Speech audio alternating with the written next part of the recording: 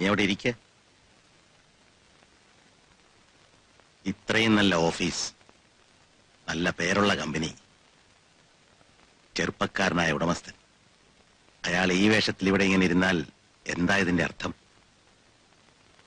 നിന്നെ അതും ഇതും പറഞ്ഞ് സ്വാധീനിക്കാനോ ഉപദേശിക്കാനോ അല്ല ഞാൻ വന്നത്. നിന്റെ മനസ്സിനെ ബാധിച്ചിരിക്കുന്ന ഈ നിരാശ ബിസിനസിനെ ബാധിക്കരുത്, അത്രമാത്രം. മദ്യപാനവും അലസതയും ഒരു പ്രശ്നത്തിനും ഒരു പോംവഴിയല്ല മോനെ.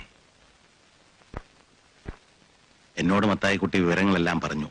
മത്തായിക്കുട്ടിയും ആ പാവം റെക്സും നിന്നെ കൊണ്ട് എത്രമാത്രം വിഷമിക്കുന്നുണ്ടെന്ന് നിനക്കറിയാവോ? അതുപോട്ടെ, അവരുടെ വിഷമം എങ്ങനെങ്കിലും മാറിക്കൊള്ളുമെന്ന് വിചാരിക്കാം. നീ ജീവനതുല്യം സ്നേഹിക്കുന്ന ആ പെൺകുട്ടിയും നിന്റെ ഏറ്റവും അടുത്ത കൂട്ടുകാരനും ഇന്ന് സന്തോഷകരമായ ജീവിതം നയിക്കുകയാണ്. നീ തന്നെയല്ലേ അവിടെ വിവാഹത്തിന് മുൻകൈയെടുത്തത്? ആ കുട്ടിയും കൂട്ടുകാരനും നിന്റെ ഇന്നത്തെ സ്ഥിതി അറിയാൻ ഇടവന്നാൽ, അതിനുള്ള കാരണം എന്താണെന്ന് അവരറിഞ്ഞാൽ, പിന്നെ എന്താടോ അവരുടെ ജീവിതത്തിനൊരു സമാധാനം?